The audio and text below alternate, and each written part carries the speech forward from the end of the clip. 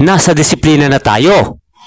Oo, kailangan talaga natin ang disiplina sa sarili upang makamit ang tagumpay.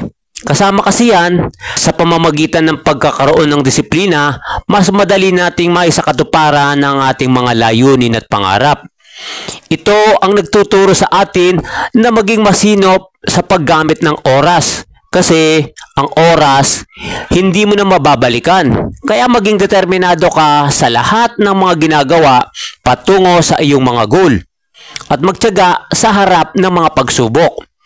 Ang disiplina din ay hindi lamang tungkol sa pagpipigil sa sarili mula sa mga distraction, kundi pati na rin sa pagpili ng mga mabubuting gawa, kababaang loob, anuman ang sitwasyon at desisyon mo na gagawin. Sa pagkakaroon ng disiplina, mas naging matatag tayo sa pagharap sa mga hamon at mas nalalapit tayo na makamit ang tagumpay. Salamat ka, success!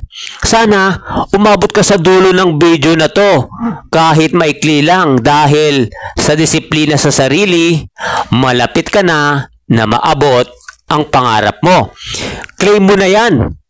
See you sa next video. Bye-bye and God bless po! Thank you!